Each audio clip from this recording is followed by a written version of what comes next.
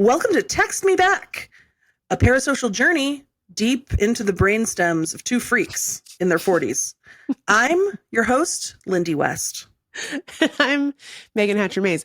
Do you want to hear what I was going to say if I started this week? Oh, I didn't know you had one. No, I just thought of it. Oh, so I sure do want to hear it, Megs. Okay. It was the only podcast brave enough to broadcast from a moving train. And then I was going to say, I'm Thomas the Tank Engine. And what's the name of the guy who helps the trains? I'm George Carlin, the guy who helps the trains. Yeah, but what's his name? I don't know, Gary?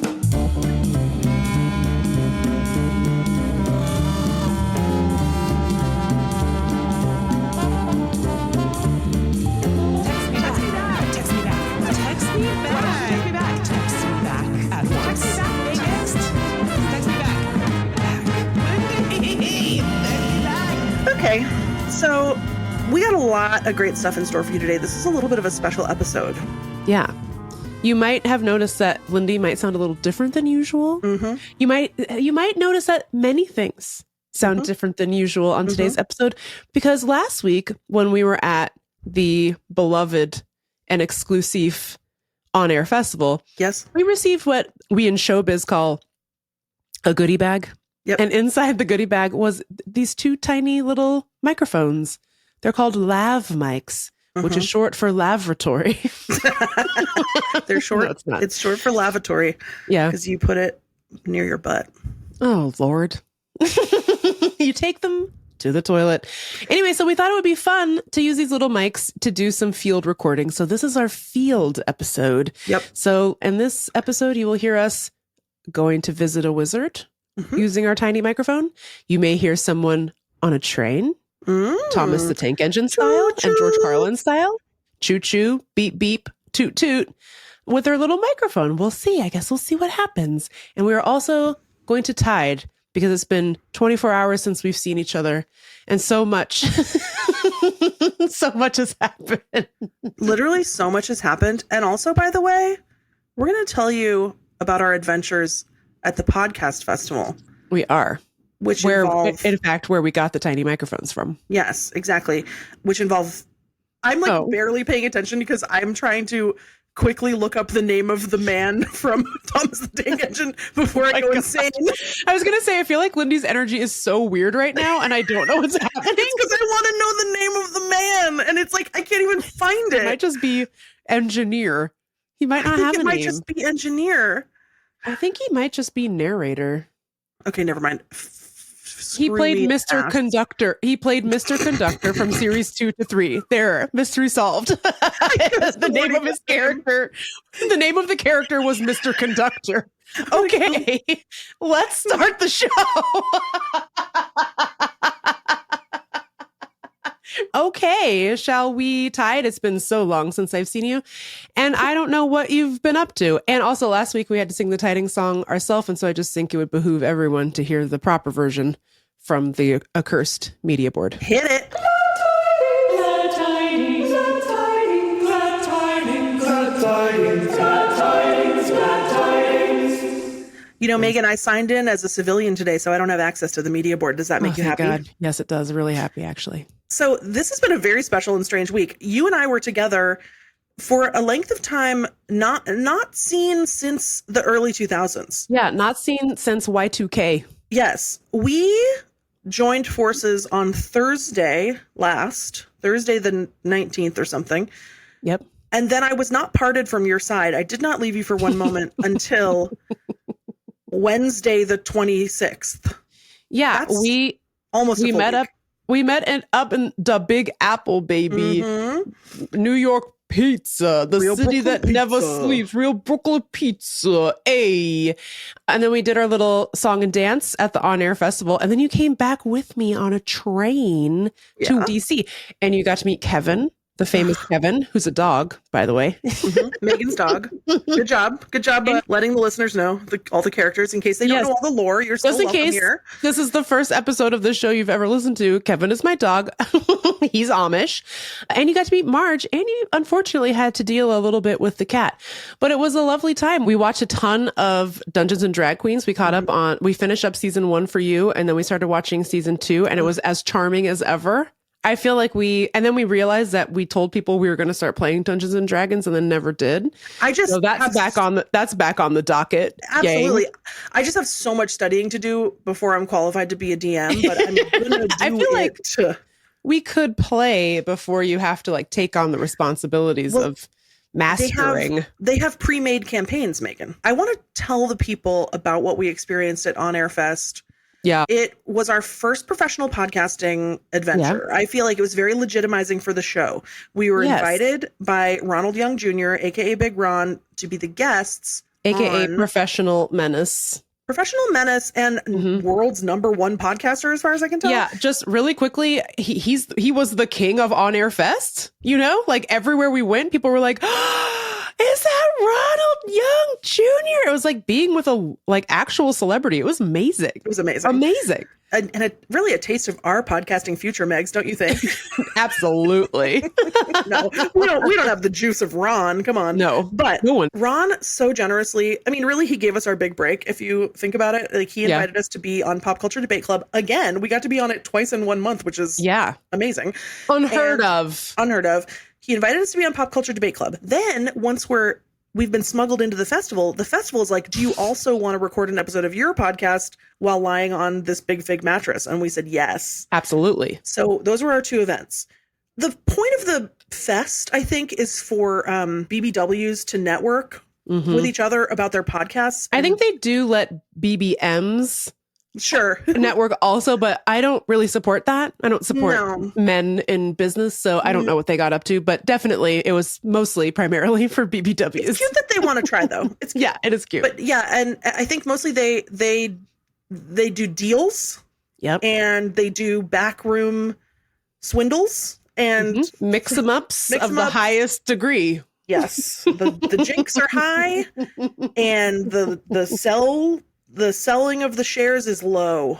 Absolutely. That's what they say at business school anyway. No, wait, buy low, jinx high. That's what I'm trying to say. That is what they say. So anyway, it's an event for people who know how to market themselves, do business, talk to other people, be normal, and have conversations. Your girl Megan and I, your girl Lindy, and your girl Megan. We don't know how to do that. So we don't do that. I think we know how. Well, but we don't have the interest in. Something's holding us back. Because here's what we did. We went to one event. We went to a quote unquote VIP cocktail party, mixer meet and greet. I think we both were like, that'll be a good one to go to. Yeah. Because there'll be like other people. We could chit chat. We can have a nice little time. We could meet other podcasters, other BBWs. Trade tips and tricks. Yeah. Talk about mattresses. You know, it could be anything we want. Exactly. Yeah. Oh my God. Swap our favorite Big Fig mattress stories.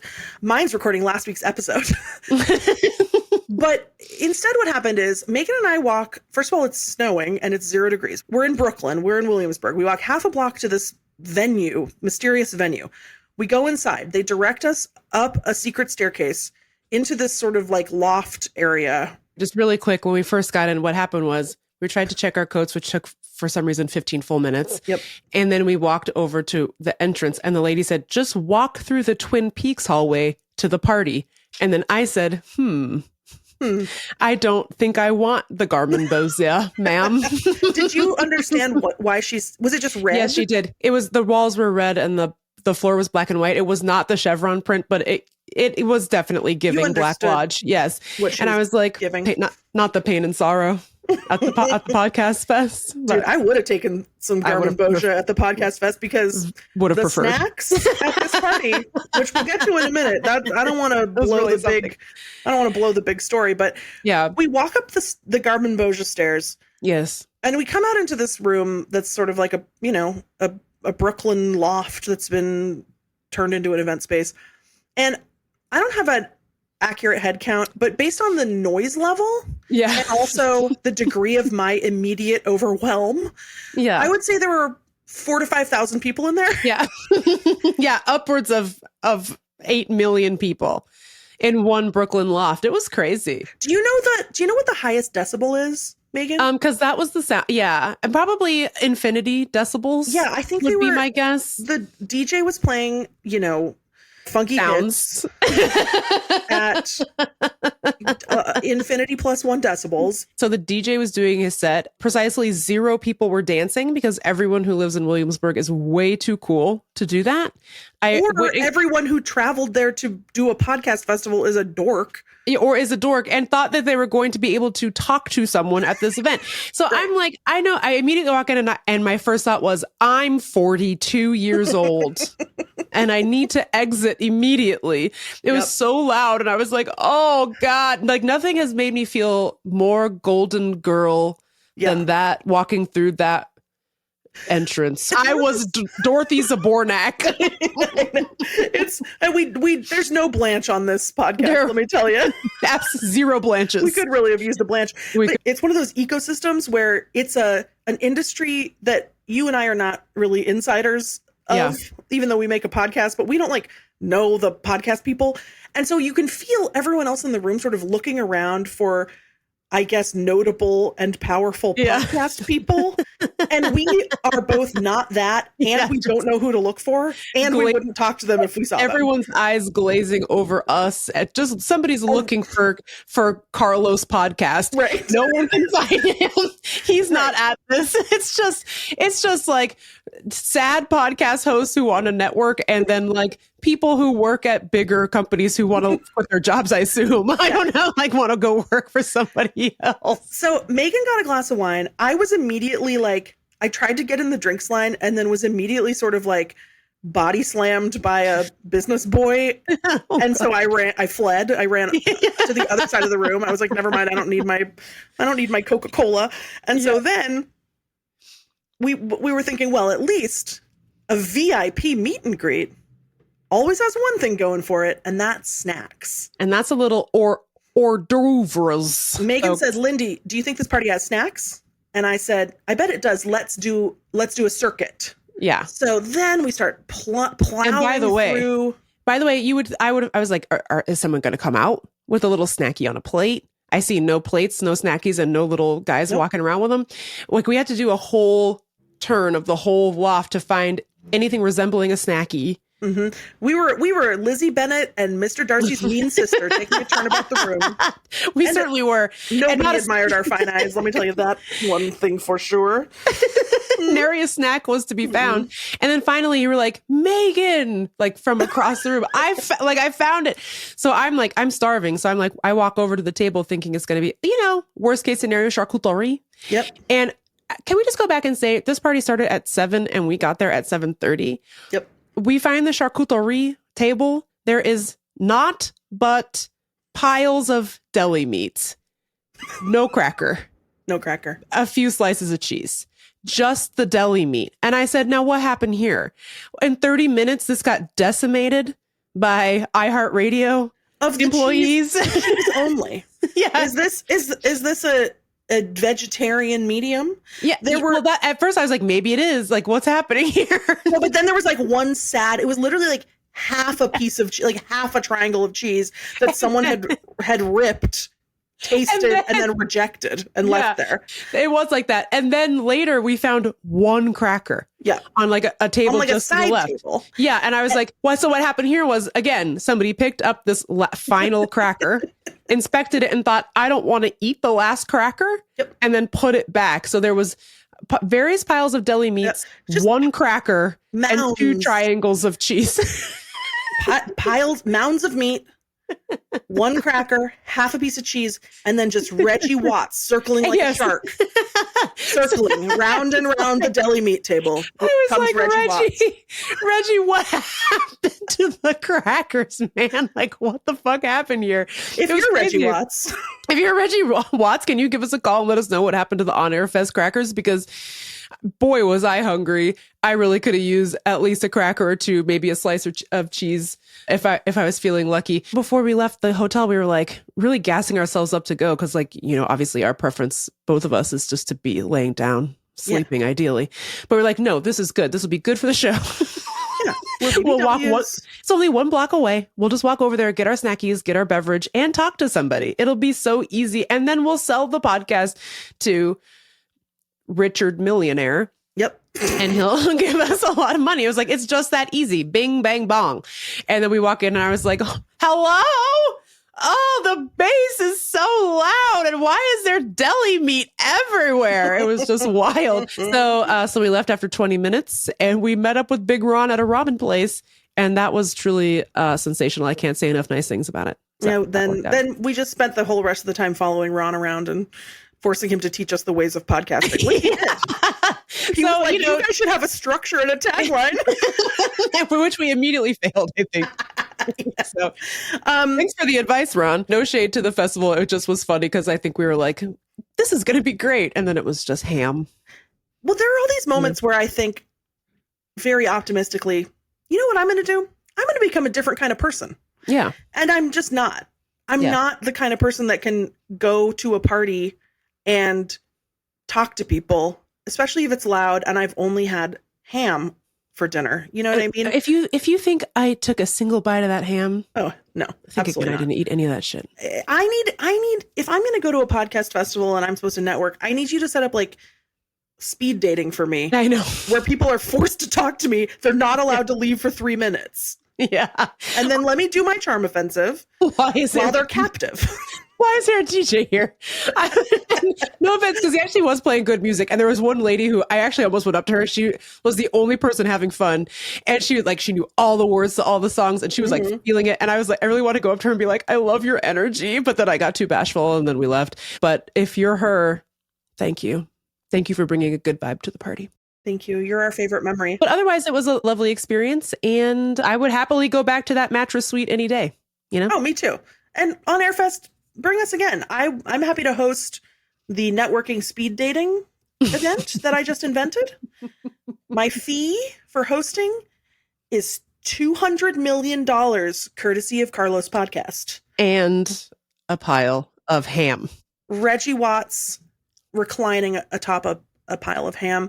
And I have one more mini tiding, and then I think we're going to move on to our next thing, which is that then Megan and I, we took the train back to Washington, D.C. And then we sat around in Megan's house and we watched Dungeons and Drag Queens while I played Balatro on my phone. And then Megan goes, oh my God, I was only 1 away from getting the Wordle on the first. Oh, guess. yeah. Yeah. So Megan had gotten 4 out of 5 letters correct on her first Wordle guess. And this is not a spoiler now because this was now, but by the time you hear this will have been 2 weeks ago. But I guessed, I think, grand, and the word that day was gland. And so I was like, that was like the most exciting thing that had ever happened to me. I was like, oh my God, that was amazing. Celebrating my little Wordle and 2 victory. You and me both. I was so excited for you. I had never seen anything so incredible. So then we go back. The energy dies down. We go back to our normal lives after Megan's brush with fame. I'm like, well, I guess I'll do Wordle. And she didn't tell me what the word was. No, she just was like, I got it 1 off. Yeah. So I'm like, well, let's see what I get. No clues were emitted. No clues were given explicitly or implicitly. I just was like, I got it in 2. And my first guess was 4 out of 5. It was amazing. That's all I said. I pick up my device. I open my Wordle app. And the way that I play Wordle, I don't like to do a big game strategy. I like to just do whatever word strikes me that day. I think that's a more fun way to play. Me too. Couldn't agree more. You guys are going to think that this is fucking bullshit. I open my Wordle app. I let the spirit take me. I type in the word gland. Unbelievable. I think, oh, ha, ha, ha. Wouldn't it be funny if I also got, 4 out of 5 right on the first try or whatever? These letters start turning green. I cannot believe what I'm seeing. I mean, once you get to GLA, you're going to get it because what else could it be? There's no other word like that it could, you know what I mean? It's so crazy. I felt like I had just jumped out of a plane. You know, like I felt Yeah. this was like the thrill. It was a thrill, the likes of which I've never experienced in my Yeah. life. My heart was shot out the top of my head. I couldn't believe that this was happening. I screamed. The Yeah. dogs started to scream. Well, at first, like I wasn't sure what was going on because you just went, "Oh my God. Oh my God." And I was like, what happened? Like what celebrity has passed away? What beloved Is it the big figure one? from our what beloved figure from our youth, shall we say, has passed away? And it was no one. It was Lindy getting Wordle in one. It was so One. exciting. And I've never seen anything like it. I've never seen Incredible. anything like it. And to me, I want to say that I don't think I did it alone. I am starting to believe in ghosts. I think on some level, especially after Megan and I have just spent like truly like Yeah. 97 hours straight in each other's company, I think Becoming Megan one. Mm-hmm. telepathically gifted it to me. Yeah. Or my I don't condo know. ghost was like, gland.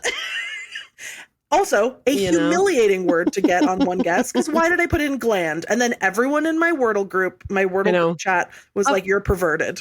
I don't know why I put in Yeah. gland. Well, it is kind of giving like, I'm a pig woman. My first guess word is gland. Yeah, Ooh, you know? it's repulsive. And, which is what makes it so good. Yep. Like I wanted to get it in one on a beautiful word like horse. Sure. And you were close to getting it on horse, no? Or Yep. that used to be your guess word? Previously, that was my biggest brush with fame, Mm. was when usually I would start with the word horse because I love horses. One day I decided not to, and I did Devastating. something else, and then that day it was horse. Ugh, you hate to see it. I know. So anyway, that was my tiding. Please send me accolades, letters, trophies, and flowers because I've achieved the impossible. I got Wordle in one, and the She's word was done it. bland. Congrats. Yeah. And those are all of our tidings. It was a great week and we had a lot of fun. And you should watch Dungeons and Drag Queens. You'll love it. You really will love it. And you should let us know if you ever got Wordle in one. Yep. If you ever got Wordle, there's no way for us to verify if it's true or not. So you could lie. I would never know. But tell us what word it was if you got it on one. Please, penis. Up next, field reporting. Ugh. God, gross. We're going to take a break. And when we come back, we're going to tell you all about our little field reporting and you'll enjoy it. What? I don't know.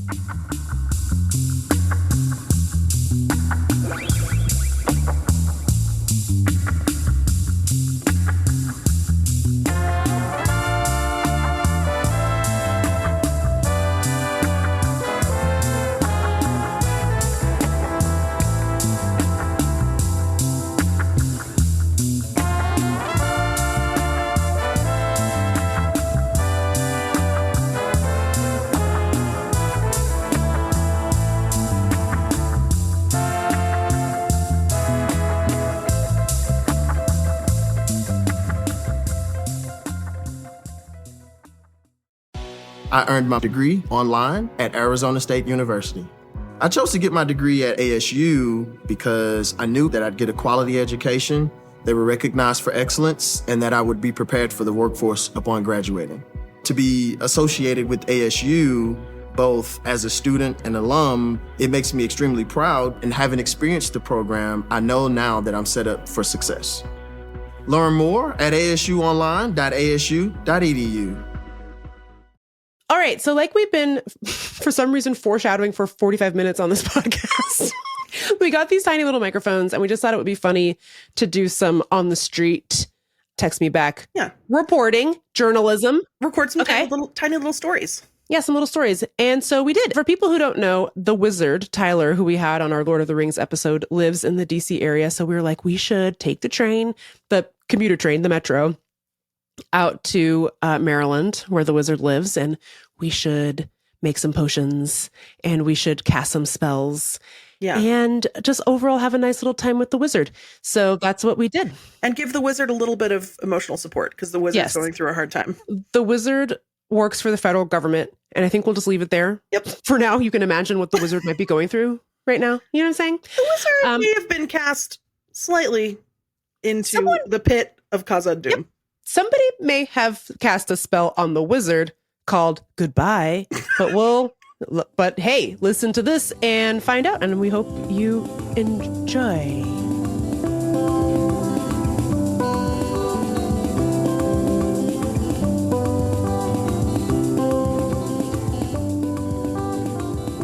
Lindy and Meagan live from Greenbelt, Maryland. We came all the way out here to see the wizard. You might remember him from our Lord of the Rings episode. Lindy, set the scene, and what do we expect to hear from the wizard today? We are here to visit Tyler the Wizard, who is our friend from high school, who is also a scientist, but also a wizard.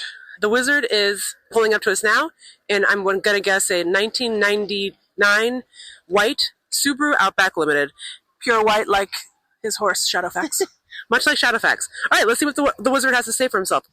I got fired last week. Oh, that doesn't sound very magical, wizard. Tyler has been wrapped up in the Doge drama, and Big Balls not only has our social security numbers, he also stole Tyler's salary. So we're here to cheer Tyler up and eat some tacos. It should be a good day. Tyler... Wait! Oh, Tyler drove off with the door open. All right, here we are. The wizard's favorite taco place. Wizard, what is the name of this taco place? Tacos a la madre. We all are sharing a 9 taco platter, and then I also got an elote, which is street corn, and Megan got one as well because we thought that perhaps it would be a cup of loose corn. Yeah, we thought it would be for my loose corn journey. Yeah. Yes, but it's not. It's actually on the cob. Megan got traditional, and I went with a flaming hot Cheeto. So it's crusted. Gang, we will be taking a photo of this. It's the most deranged food stuff you will ever see in your life. We had a lovely evening at Todos a la Madre. We listened to a lot of Romeo Santos, which I know because my former upstairs neighbor used to listen to Romeo Santos the loudest possible. It was so loud the bass shook my ceiling. I hope he's doing well wherever he is now. Your former upstairs neighbor or Romeo Santos? Both. Romeo Santos I know is doing very well. I know he sold out Madison Square Garden or something. So shout out to Romeo Santos. Is there a Juliet Santos? Whoa. Wow, disgusting. Okay, anyways, what was everyone's favorite taco? Lindy? My favorite taco was hot Cheeto corn. Okay, she got it on a technicality. No, but my real favorite taco was shrimp. Yeah, that one was really good. The camarones were the best by a huge amount. Another great evening with the wizard. We have not turned anyone in this place into anything unnatural. Not yet. Okay, wizard, your night job is wizard, but your day job is fungus specialist. Maybe. Sort of. It depends on how Elon Musk feels about it. Lindy and I were in the car last night and we were talking about this because we got on the topic of the candy runts. Perhaps you're familiar. And chewy runts are, in my opinion, superior, and frankly, not sure why they make the other kind of runts at all. But chewy runts are okay, relax. For the record, these two fuckers are shaking their heads like two absolute deranged feral animals who eat regular runts, so like freaks would do. I like that when I crack it and it turns to dust in my mouth. That's what I like. Yeah, that's freak behavior. Anyways, but speaking of banana runts, what they say about the runts is the reason that the banana flavored runt tastes like a banana, but maybe just a little bit different, is because the flavor profile is based on the old style of banana that we used to have, the Grand Michel. And they say the reason it's slightly different than the banana you know and love today is because, not just because of the artificial flavoring, which is a part of it, but because it's based on this other kind of banana. So it's based on a fake dead banana. No, it was a real banana, but now it's dead. Anyway, so we started talking about that, and now what they're saying on the streets, perhaps you've heard this on the fungus streets, which leads me to my question, is that this is going to happen to all bananas because the banana we know and love today has some sort of weird fungus. And it's hard to... It's the same fungus. It's the same fungus. And what they say is that it's really hard to come up with a banana varietal that is like stable enough to be shipped from wherever we make the bananas to America where we eat the bananas without them either being rotten, disgusting, or smushed, or all of the above. Wizard, your take on the question of the new banana varietals? My take is that was a really excellent take from Megan. It's a complicated issue, and I really like the overall story. You absolutely got it correctly. And just to add a few things, that compound that's in the banana runts is isoamyl acetate. And I made it in organic chemistry. But that's what I was going to ask. I remember making banana ester. Yes, it's an ester. In chemistry class. But so is it just at our public high school? Yes! Oh my god. Is it just a coincidence that the banana ester smells like the gross Michelle? I don't get it. That compound is in bananas, and I even think it's in the current banana, which is Called like the Dr. Livingston. no, it is like that. I can't think of it right now for some reason. Cavendish, thank you. Yes, of course. These artificial flavors are in the fruit, but like the fruit has a variety of different versions of that chemical, whereas in the artificial version, you'll just get hit with like one blast of it. And that's why, I mean, the line between artificially and naturally flavored is complicated. There's a variety of diseases, but specifically there's a fungal root disease caused by the genus Fusarium called Panama disease. There's a terrible nematode, the Dophilus. Not beneficial. A plant parasitic nematode that's really causes a disease called banana toppling disease. I know. Those bananas just be toppling. That's what I had when I was taking my shower. And you fell. I fell in the shower. Oh. You got banana toppled by a nematode. I mean, there probably was a nematode. Yeah. You know, Nathan Cobb, the father of American nematology. He's credited with the saying, if all of matter on the planet was vaporized except nematodes, you would still be able to see where everything had been. And if you knew enough about the nematodes, you would be able to know what had been there. Because there's so many of them and they're so ubiquitous. Wow. I feel as though I have heard a rumor that all bananas are clones. Can you speak on that, please? Absolutely. So imagine if you were trying to make a basketball team out of almonds. Which I'm constantly doing, by the way. Right? So, and let's say you had Michael Jordan almond and LeBron James almond, right? You could try to, blend their genes to try to make something that like the is greatest almond. Absolutely, that encompasses the best of both worlds, right? And that is possible, but it will take you, especially with so-called conventional breeding, non-GMO techniques, almond sex, tons of tries, right? And you have to wait until the damn almond is big enough to be a big tree and make some almonds before you can tell if you did a good job. That could be like 50 years. Totally. Right? It's like at least a couple decades in most cases, unless you have a dwarfing, precocious rootstock. Which I don't. No, they weren't common until very recently. So you could also just clone Michael Jordan and have field a team of Michael Jordans. Wow.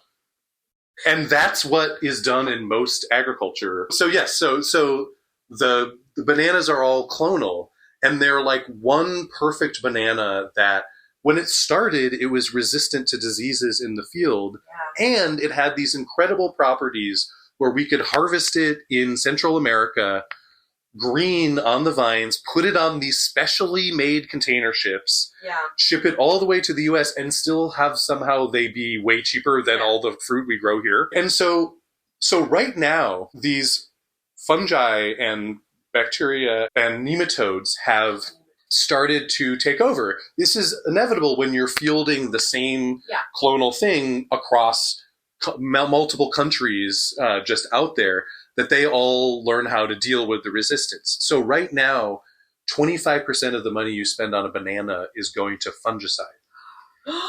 And not only is that just a ton of fungicides that's getting sprayed on, and that's true in organic as well. And the real issue to consider with this is not even you as a consumer here in the States, but because they need to spray so many fungicides, there are workers in banana plantations getting doused with fungicides in a way that is highly, if you're doing it in the States, highly illegal. Fungi and animals are pretty closely related. Fungicides tend to be fairly dangerous. We don't want to encounter them. So imagine that even though you are spending very little money on your bananas, that a quarter of it is going to fungicides that are being sprayed on poor workers in Central America. And that's the Text Me Back guarantee. Well, Wizard, our time has come to a close. Thanks for hosting us in beautiful College Park, Maryland. It's been magical. Wizard Pun! I come to you now at the turn of the tide. That is my name. That was what they called me. Tyler the White. Bye, Wizard! Bye. Well, Lindy, we had a lovely evening with the Wizard. We're now on our Uber home. We're listening to Delilah. the beautiful queen of terrestrial radio. Your reflections on our evening with the wizard? I had the best time. I really love Tyler the Wizard so much. You know, we've known each other since elementary school, and he's just grown into such a special, accomplished wizard. And he told us so much about like fungus and stuff. Tyler's always good for a good hang, and especially a good hang centered around fungus, nematodes, And the Legendarium. and the Legendarium. And what more could you possibly want? All right, well, Lindy and Meagan Travel Diary over and out.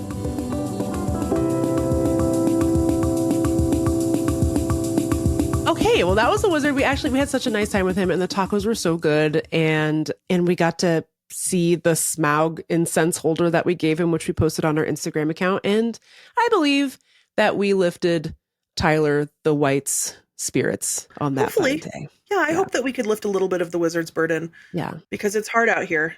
and shout out to Delilah, our number one top inspiration for this podcast, our North Star, really. Dude, she should be. She's successful as hell. I know. We were in that car like, how did she do it?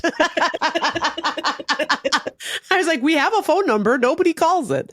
Anyway, so that was phase 1 of taking the little microphones out on the town. Phase 2, Lindy on a train from DC to Chicago, then Chicago to Seattle. Do you want to talk a little bit about it and what the people are about to hear? Because I have not heard any of it yet. I know. So I have been experiencing an adventure. That's right, Meagan. I'm taking myself on a grand adventure. And it's not only to do with the fact that I am not feeling super hot about planes. It's also because I wanted to. So I am, instead of flying home from the podcast festival and then my visit with Megs and the Wizard, I decided it was only like a couple extra $100 to take the Amtrak all the way home in 2 legs, DC to Chicago, which is where I am now, and then Chicago to Seattle. So I've already completed my first 24-hour leg. Exciting. That's right. It was Lindy and Mr. Conductor having a wonderful time in the roomette. It was me and Mr. Conductor. His name was Wayne, and he was so nice. Because it's very intimate, actually, to live in a train. So, like, the porters have to live in the train, too. And so, like, Wayne comes in at, like, he knocks on my door at, like, 8:30. And it's like he's my housemate. You know what I mean? We have like a communal bathroom, communal shower. And Wayne's like, what time do you want me to set up your bed? Because it involves engineering to turn the chair into a bed. And I was like, oh, I don't know. What time is best for you? And he was like, well, I got to go to bed myself at some point. And I was like, yeah, of course, Wayne. And I was like, how about 9? And he was like, okay, great. I'll come back at 9. So it's like, it's kind of like, Wayne's my friend. I think. Yeah. I'm pretty sure Wayne's my friend. So, and Wayne, by the way, is played by Ringo Starr. And halfway through, he switched to George Carlin, but might have been the other way around. It's fine.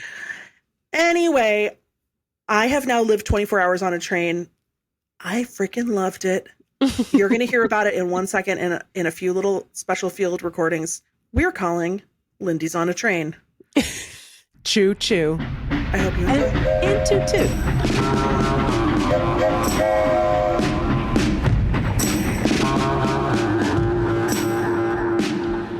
Good morning, listeners. Reporting from the train. I had, all in all, a nice night. The bed is not wide. And you might be asking yourself, but Lindy, you are wide. How did that work? Well, it worked okay. The bed itself was not uncomfortable.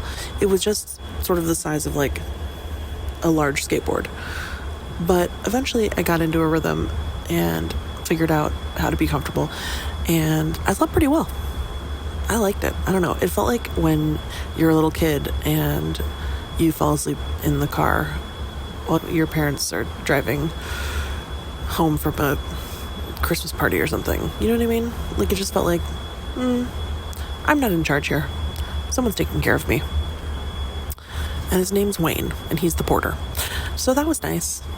Well, and I suppose the train captain, the engineer, but I haven't met him.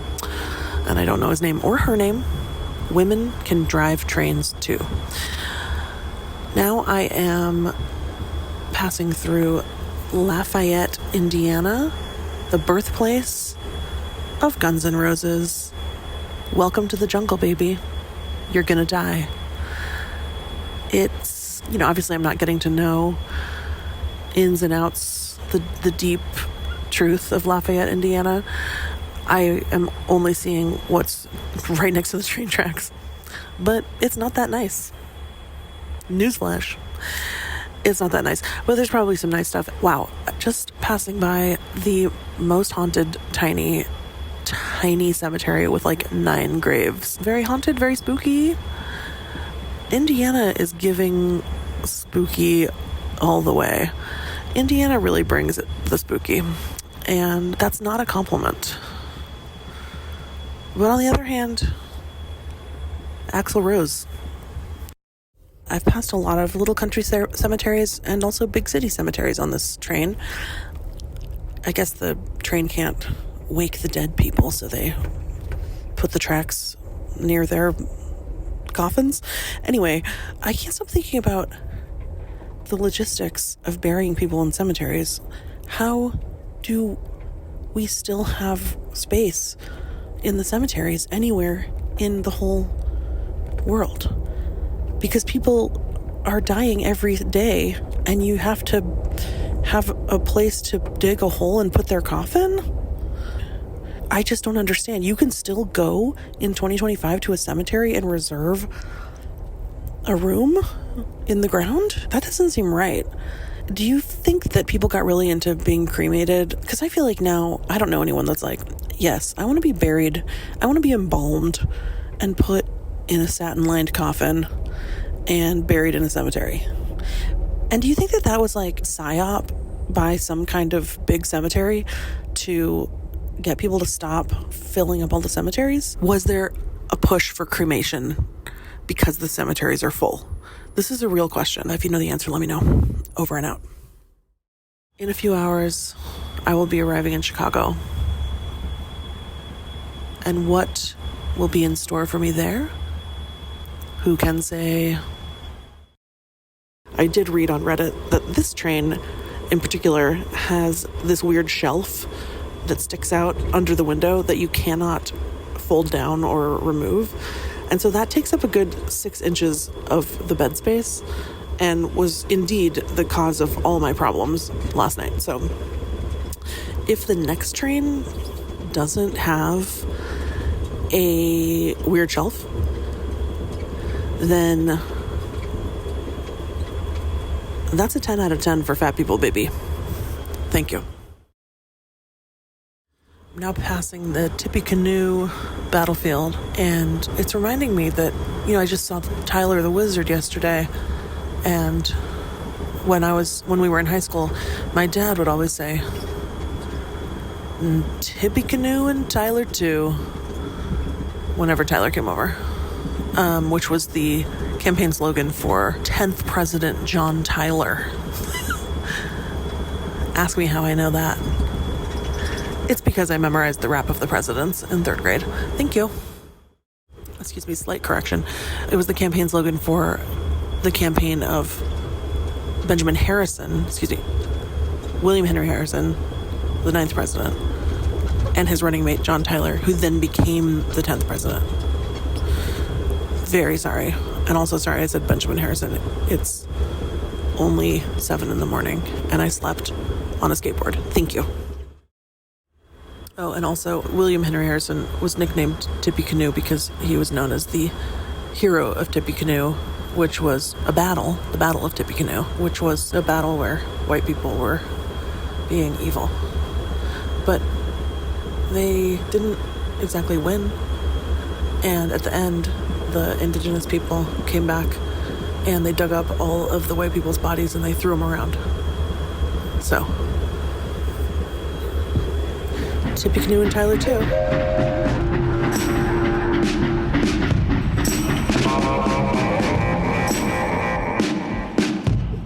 So those are my field tidings, my field recordings from the train. Shout out to Wayne.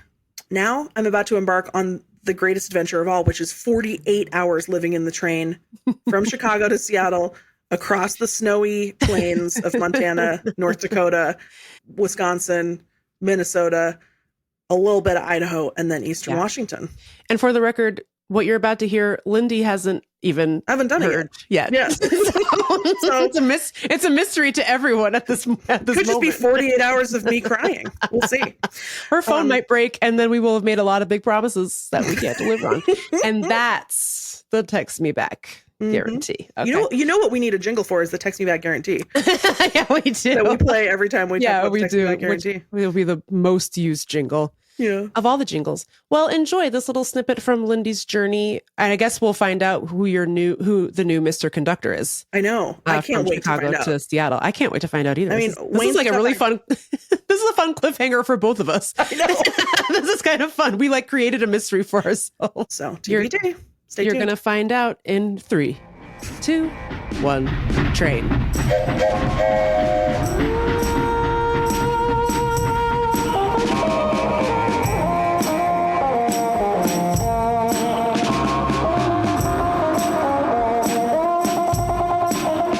I am back on the train. This time, I'm riding in a double-decker superliner train on the Empire Builder line, going from Chicago to Seattle, Washington. I think that this room is better than the first room. I still have loyalty to the last car because that's the car that I know, but this car and I are getting to know each other, and I think it's going to be a special relationship. I hope so, because we're going to be together for the next 48 hours. I will report back about many things, such as the bathroom situation. What's that going to be like? I don't know. And what's for dinner? All in all, though, I can tell that this bed is wider than the last bed. And I think that I'm going to thrive in this car. Okay, bye. Hi, text me back, lights. It's 10:38 p.m. I'm on the Empire Builder train. I'm just passing through Minneapolis, St. Paul, heading toward North Dakota. And I have food poisoning, so been spending a lot of time in the train bathroom, which, lucky for me, is exactly the width of my hips and thighs. So I love to be in there. I don't feel good. And that's not my goal for the day, to not feel good, you know, on the train for 48 hours. I don't want to name names about what food has done this to me, attacked me in my own home, where I'm most vulnerable and at peace. But I think you know who you are. And I think your name is Shrimp, that was served on a train. Anyway, this may be my final field recording if I die in the night of shrimp, train shrimp. I don't feel good. However, I do think that I have gotten through the first and most dire wave, and I didn't throw up. That feels like a triumph, and I think that this is a very intense but brief strain of shrimp germ that is ravaging my insides at a rapid pace, but also exiting at a rapid pace. And so my fondest wish is that I wake up alive in the morning in Minot, North Dakota, feeling fresh-footed and fancy-tailed. What the fuck is the expression? Bright-eyed and bushy-tailed, fresh-faced and fancy-free. That was not a bit. That was real. I didn't do it for the field recording. What did I say? Fresh-footed and fancy-faced and fresh-footed? That was good. We should change it. You know, economize. Combine the two into one. I don't feel good. I think I'm making a pledge to myself that I'm not going to go to the bathroom anymore tonight. I'm tired of it. I'm tired of it. I think I'm past the emergency stage. So, okay, that's done. I'm gonna get into the bed. I'm gonna watch Antiques Roadshow on my laptop. And I'm gonna sleep. And my body, all my little cells, are gonna work. Chomp, chomp, chomp, chomp, chomp, as Megan would say, all night long. And they're gonna fix all the buggies that I've got on my insides. And then in the morning, I will wake up in Minot, the land of my ancestors. Well, one generation of them. Well, they're still alive. I guess that's not an ancestor. The land of my great aunt. And I will be healed. And the whole train will say she is risen. And they'll give me a round of applause. Okay. So that's my field recording for the night. I wish I had better news for you. But fortunately, it's funny to get food poisoning on a train that you have to live on for 48 hours where you don't fit in the bathroom. So, everything's content, ladies and germs. Except I take it back. This story's not for germs who are mean and have bad attitudes. And germs are pubes. Okay, you'll be hearing from me soon. Thank you. I love you. Well, I have a field reporting update for you. I threw up. Yay. It's 12:30 at night. And I woke up and then I vomited aggressively into the little trash can. And also a little bit everywhere else.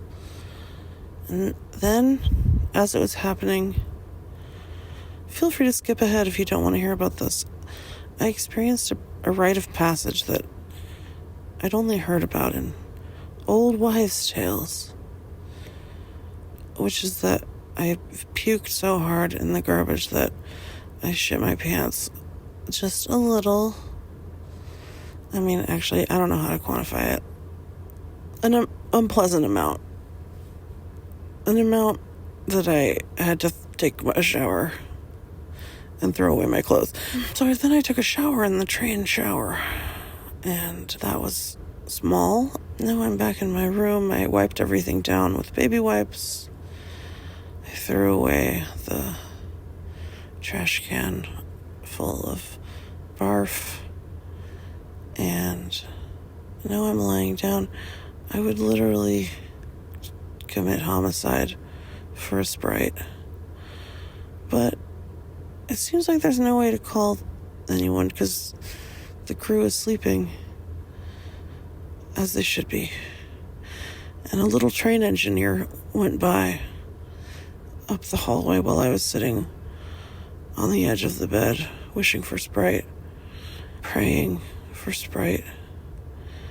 And I said, "Oh my God, hi, I have food poisoning. I just need some clean towels." He's like, "I don't know where any of that is." I was like, "Okay, you're not a person I can ask about that." And he was like, I don't know. And then he just left. He didn't say, "Sorry, you're sick." Can you imagine someone telling you they have food poisoning and then you saying nothing?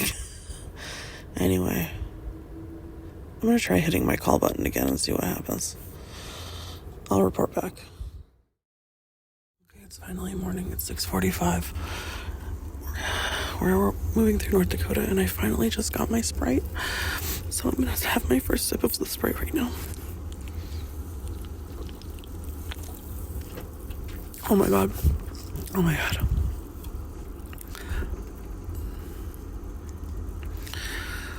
I hope this doesn't make me throw up because it is so good. I feel like it's giving me my life back. Remains to be seen. I'll report back. Goodbye. Welcome to Field Recordings. day X. I don't know. It's the morning after I ate the train shrimp. I feel like we're in the last throes of the diarrhea lifestyle. I don't think there's more puking on my horizon, and the future looks bright. I am kind of out of underwear, but that's not really true. It's just that I have to go down to the baggage compartment and find my bag and dig through it, which I don't want to do because it's far and I don't feel good. So it remains to be seen what our intrepid heroine will do with her ass today. Oh, and my period started. So why not? Why not? You know, why not? I mean, what's one more fluid? You know, I was telling Megan about this and she said it's like that Margaret Cho joke that if you shit your pants, there's only one thing to do, which is call everyone you know and tell them you shit your pants. And I've never shit my pants before. It's never happened. All my life, I have wondered why people talk about shitting their pants so much as though this is a thing that happens all the time. Like, I was always like, am I the only person on earth who has never shit her pants? Are other people shitting their pants constantly? Because that's how people talk about it. I've always been like, what's going on? But now I've joined the ranks. And also, I'm kind of not in a bad mood about it. Like, I would absolutely do a long train journey again. If you're my size or larger, I might caution against it. The bathroom is really challenging. And maybe don't eat the food. Anyway, Amtrak, please don't sue. In fact, I should sue you. But I'm not going to because I'm still having the time of my life. Thank you. Lindy out. All right, it's now 12:49 in the afternoon. We are traversing eastern Montana. I have not had any incidents in several hours. However, even just because you're not throwing up anymore doesn't mean that you feel good. Because now I have what's called my head hurts and I'm tired. I thought I'd bring you all along with me on something I'm calling the try to eat one potato chip challenge. Because I'm in that part of the recovery where I can't tell if I feel sick because I need electrolytes or because I'm still sick, you know what I mean? And like, I've been drinking just bottles of water, but you need some salt, you know? So I asked the train attendants for a new Sprite and also if they had any like plain potato chips. And she was like, well, there's chips that come with the hot dog. You could order the hot dog. And I was like, yeah, but I don't want a hot dog. Can I just have the chips? And then she was like, and I was like, okay, can you order me the hot dog, but then throw it away? Can you throw the hot dog out the window or give it to someone? What I'm saying is that under no circumstances can a hot dog enter this room, or else, due to what happened to my ass, I will die. And anyway, then she came back with a cute little bowl of chips on a tray. I mean, in like a little bowl covered in foil, and the Sprite. So I'm going to try to eat one chip. It's called the Try to Eat One Chip Challenge. Try to eat one plain potato chip challenge. I'm going to take you all with me on the ride. I'm going to pick a small one. Okay, I picked a tiny, tiny little one. Okay. It smells fine. The smell doesn't make me recoil. I'm munching it. Okay. That went fine. My stomach didn't flip over. I didn't barf. I'm gonna take that as a win. I think things are starting to look up for old Lindy. Lest you think this was souring me on the experience, because I feel like people love to be condescending, like, oh, you think it would be romantic to take a long distance train trip, but wait till you try actually doing it. I did try it, and I did love it, except for the part when I got sick, but that wasn't the train's fault. I mean, it was the train's fault, but it wasn't the train's fault. You know what I mean? Okay, over and out. Guess what? Guess who's better? It's me. I'm alive. I made it. I healed. I slept for about 12 hours. I woke up just outside Spokane, Washington, feeling like $1 billion. Well, no, $100. But now I'm almost home. I just want to check in, let you all know that I survived. But then I'm sitting here eating my gushers, my first meal post food poisoning. The man comes on the PA system. He goes, "Hey, this is Josh from the dining car." And I'm like, "Why is Josh on the PA? The dining car closed half an hour ago." And then he goes, "We have a very special treat for you all." And I'm like, "Okay, I guess they decided to reopen to give us all a treat. None for me, thanks, but that's very cute of you, I guess." And then he's like, "One of your fellow passengers." And then I'm like, "One of our fellow passengers has brought us a treat?" He goes, "One of your fellow passengers is going to play the harmonica for you. So here's Jacob." And then, indeed, Jacob plays "You Are My Sunshine" on the harmonica over the PA. And then no one says anything, it just stops, the end. So, a fine start to my post-food poisoning life. I have been reborn and called back into life by the beautiful song of Jacob.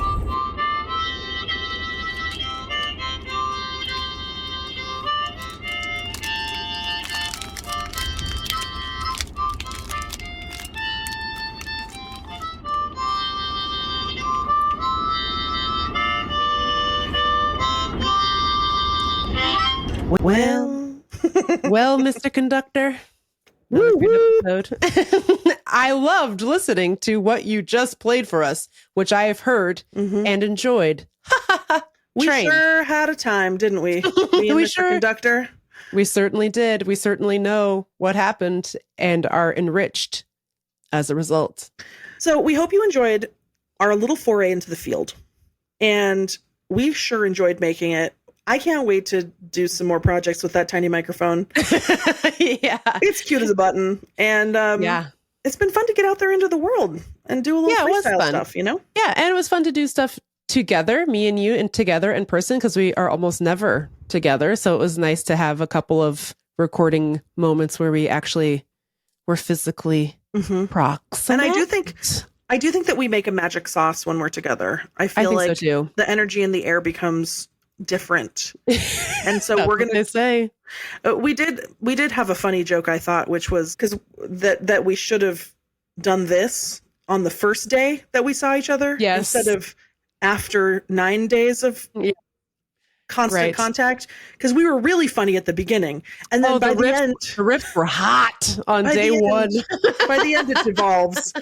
Well, by the end, it just turns into, echolalia, hyperfixation on the one word. So Right. somebody will just say something, and then one of us will just say parentheses sexual. It And that's turns all, into that was the only word anyone was saying by the end of it was sexual.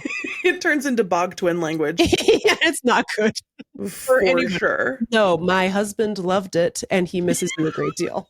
But yeah, we hope you enjoyed the show. Let us know what you think of, unless you have a negative reaction to the tiny mics. If you do, please don't tell me. I'm very fragile.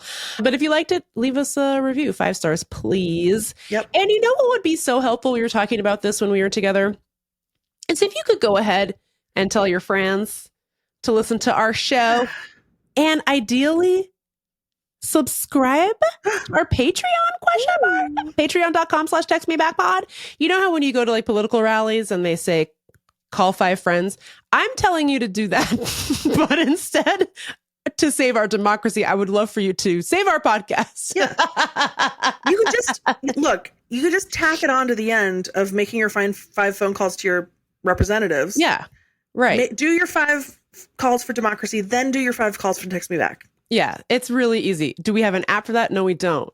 But just if you could just go ahead and text 5 people, and then if you could hound them really uncomfortably for days afterwards, and then force them to debrief episodes with you, so you can really prove that they've been listening. That'd be super cool.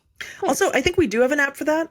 It's called your top callers in your phone that you. It's called your phone contacts. Your top 9 in your contacts. That's that. Yeah, we developed an app. It's called Contacts. Yeah. And if you could just go ahead and open that. And we have a phone number. It's called 1-800-CONTACTS.